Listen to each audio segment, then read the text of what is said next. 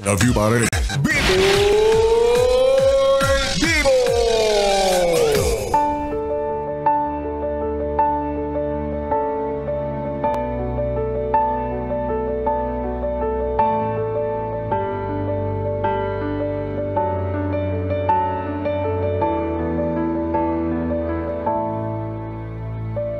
Gandang gabi, ako'y nagbabalik, DJ B-Boy Bibo para sa ating tuloy-tuloy na BB Time tungkol sa usaping traiduran.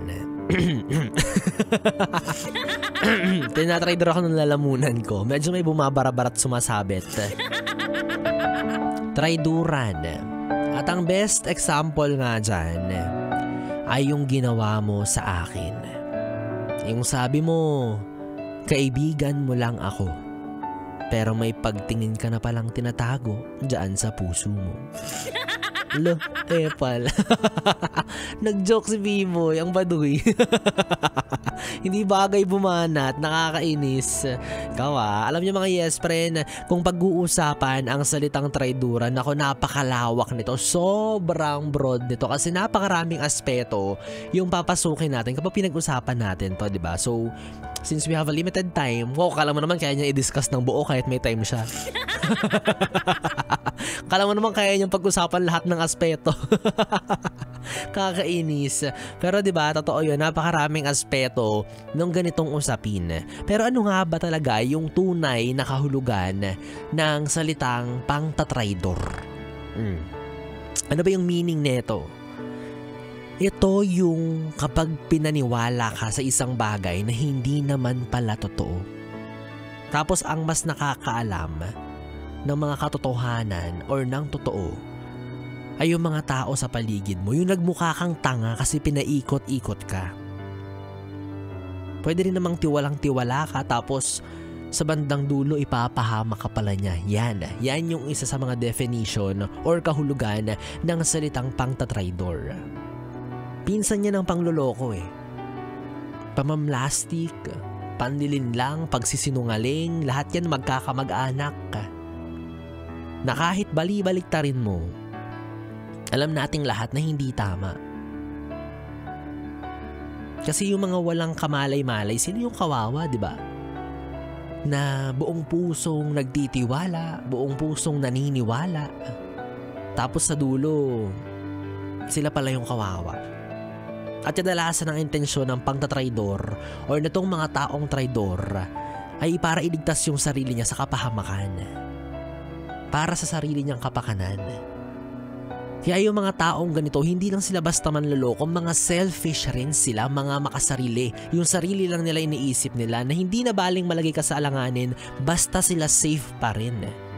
And again, hindi po tama yun. Huwag natin isang kalang yung ibang tao para sa sarili nating kaligtasan.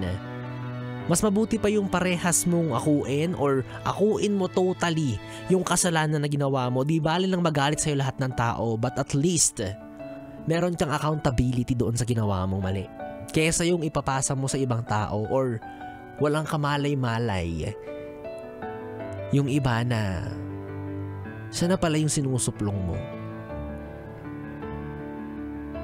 At kung para sa iyo may makukuha kang magandang kapalit dyan sa ginagawa mo, pues, well, it's time for you to stop that. Itigil mo na yan kasi ibang tao yung napeperwisyo. At kung hindi man yung mismong taong niloloko mo yung makakagawa ng paraan para magantihan ka, which is mali din naman gumante, no? Pero, ano yun? Ang daya naman eh. Ginawan mo ko ng mali tas di kita gagantihan. Ay, hindi pwede.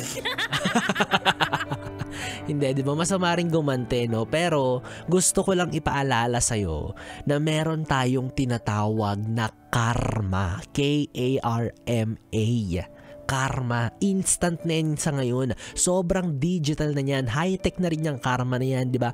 Sabihin na natin na hindi man sa'yo direct lang tatama yan. Pero mali mo sa mga mahal mo sa buhay.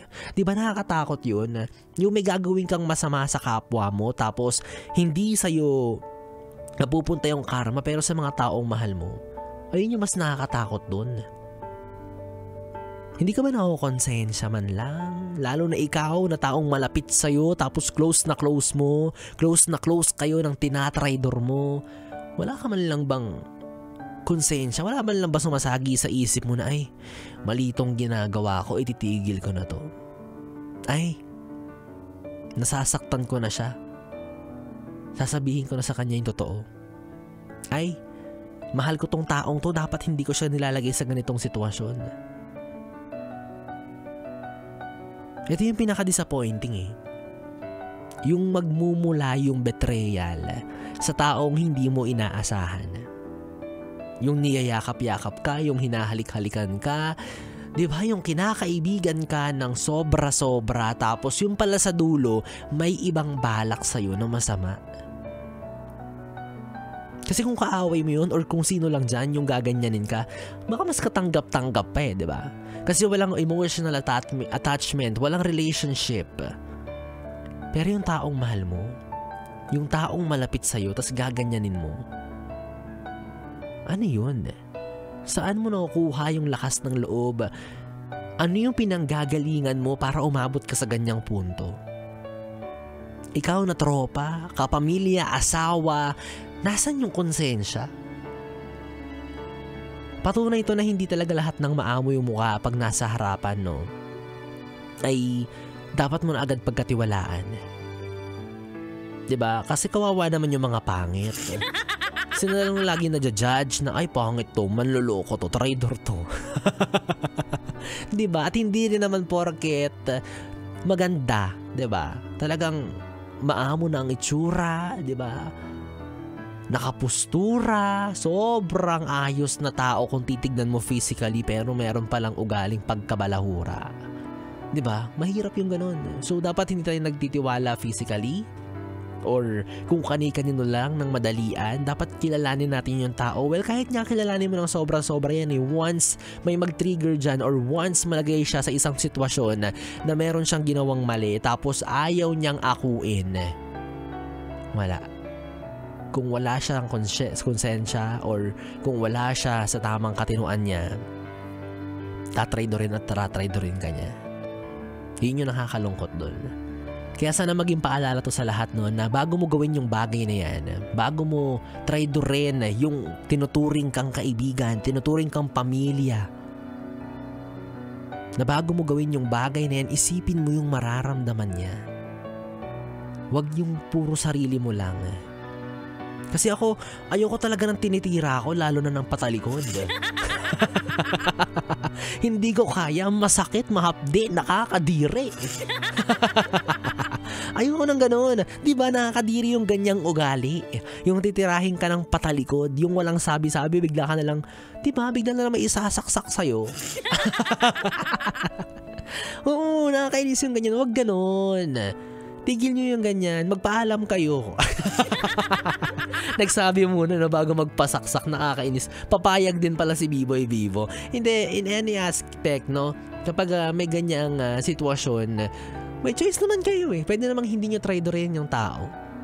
Magpatulong kayo. Or hindi naman kaya, best of it, akuin nyo ng todo. Akuin nyo sa sarili nyo, tanggapin nyo na nagkamali kayo, at pagkakamali mo yun, wala kang ibang dapat pagbuntunan, wala kang ibang pagpasahan kundi yung sarili mo, at ayusin mo yan on your own. Diba? Huwag ganun. Huwag kayong tumitira patalikod, nakakabigla. Diba? Huwag duwag, kumprontahin mo ng harap-harapan. Harapin mo. Hindi yung tinatalikuran mo tapos aanuhin mo bigla. Kakainis. Well, anyway, si friend kong Bibi, na kapiling mo ang Bibi mo sa radyo para sa ating 3 oras na Bibi time ngayong gabi na magbabalik bukas sa parehong oras. Dito pa rin, dito ka lang sa istasyong No Problem, ang 101.1 Yes FM. Good night, Bibi. Mua mua.